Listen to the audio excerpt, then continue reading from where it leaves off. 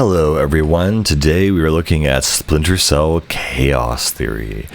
And this is probably the best stealth game of all time, frankly. Again, I don't really consider Metal Gear Solid to be a stealth game series. It's a stealth game in the first couple, things. And when it forces you to go on this giant motorcycle run where you're gunning down giant exploding tanks and stuff, I might disqualify it as a stealth game at this point. But this is a stealth game through and through till the very end. And so this is where, graphically, I think also Splinter Cell kind of peaked. The mechanics you could do. And what was really big about this one is that Sam now has a knife, and there's different ways that he can take out enemies. It's not just this weird kind of, elbow jab to the back of the neck or head or whatever. He now has a knife as well.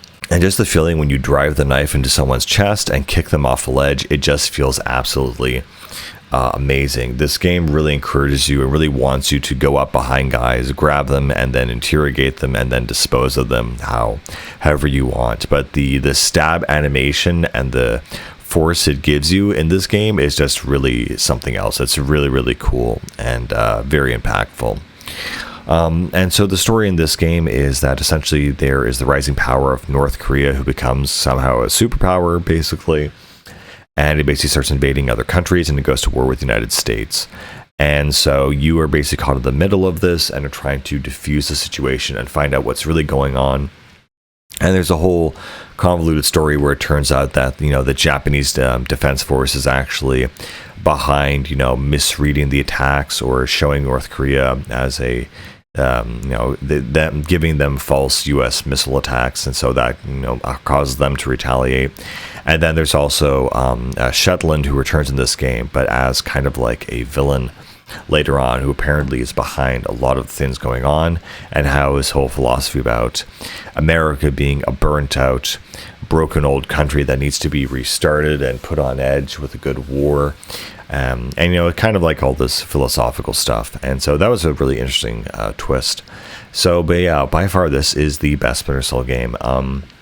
You still have the basic, functions of, waiting around in darkness, under cover, interrogating guys, waiting for guards to finish their patrols, taking out light sources. All that good stuff is still here. And this is when the game started to look, honestly, very next gen. And it's kind of very strange, because the game after this, Double Agent, I thought was a step backwards in terms of graphics. There's a lot of very, distinct shadows and volumetric lighting, and just a lot of techniques that makes Chaos Theory looks better than its sequel, which is very, very unusual and very strange, especially in this age when graphics progress so rapidly. It's very rare to have a sequel look worse than its predecessor. Again, you have more destructive capabilities with, your assault rifle now being outfitted with different kinds of explosive rounds and different kinds of proximity sensors and all this kind of stuff. Again, this game has taken another turn, feeling more kind of realistic, how the UI has been very simplified and also turned into kind of like a PDA interface kind of thing. And again, everything just kind of fits the theme of the game. There's a lot of really cool in-game cinematic sequences and scripted scenes that play out almost like a movie. And I think it's around this time where Ubisoft or someone announced, I think it was in this game, there was a Splinter Cell trailer for a Splinter Cell movie saying that they're just working on it, but it's never specific as to what it is and what they were doing. But yeah, as of now, as of today, there's no, or has been no, Splinter Cell movie as of yet. Sam's personality does kind of give him a James Bond kind of feel, definitely an action hero kind of feel, but not exactly something ridiculous or over the top. Speaking of ridiculous things, one of the funny things that Lambert says in this game is, Fisher says, "Oh, so I guess 3 alarms, the mission's over." And Lambert says, "No, Fisher, this isn't a video game. It's it's going to make things harder for you and it's going to increase security, but it's not going to end just because of 3 different alarms." So I found that funny. They had a little poke and jab about that whole concept. Again, I think the way that Sam moves in this game is a lot smoother. In the previous titles, he was a little bit janky, when he would vault down across, a platform or something, or he would, climb up onto something. He would kind of pause and stop in, time and space.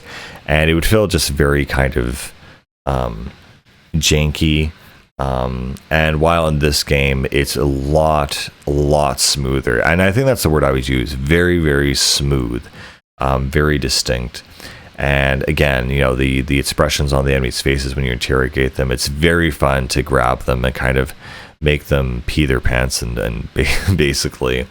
I think one of my favorite interviews, there's also quite a few funny interrogations. I think there's one guy where Sam says, oh, this is like a training interrogation, and the guy's like, oh, okay, right, so you know the key code for the door is 5728 or something. It's like, did I do good? He's like, oh, perfect, soldier, now I'm gonna knock you out.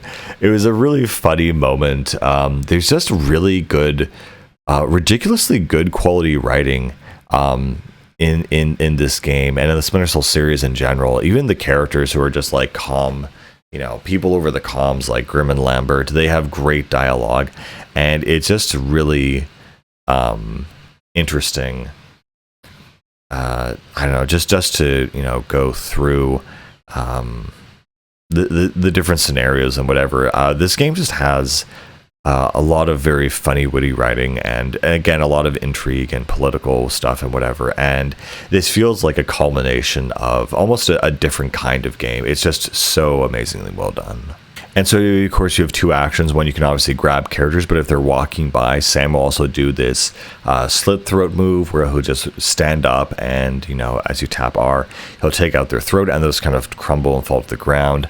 Another great thing is, of course, the iconic move, I think, that a lot of people take from these games is the hallway maneuver, where if you're by two very narrow walls or something, Sam can actually stand above them, stand in the shadows, and drop down on an enemy and karate chop them, basically take them out like that. There's a lot of very fun, creative things, and again, the gameplay in these games is hyper methodical, planning out how you're going to interrogate someone, grab them, and then take out the next guy, how you're going to dispose of the body. And there are some very distinct ways that it allows you to do that. There's one level in this game essentially where there's a bunch of glass walls and ceiling, and if you shoot it at the right time or create a distraction and then blow it up with something else, then like you can get three guys at once to fall through the floor and all just get wiped out at once, which is feels really great. Again, the graphical style of this game is really, really strong. I remember some of the fire effects that I remember seeing and rain effects seeing for the first time in this game really blew me away. It was really shocking just how well everything looked in this game and how, well done everything looked. It almost was like this was the first evolution of ray tracing, at least in my brain. That's kind of how I felt. Yeah, the iconic, visors still back in this game, the heat and the night vision. Something I should have mentioned is that something that was new to this game that they kind of added. I think they had it in the previous games, like the mercenary mode or something. But it wasn't really. No, I think this was the first game actually that did both the mercenary mode and also the co-op mode. And so that's very unusual for a game like this to have a dedicated co-op campaign.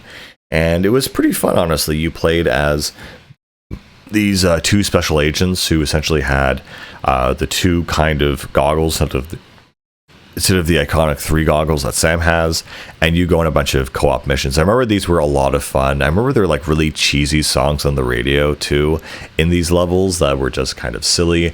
And I don't know, that whole sort of co-op experience with another player in the same room was just really kind of interesting and iconic. I just really, really enjoyed it a lot.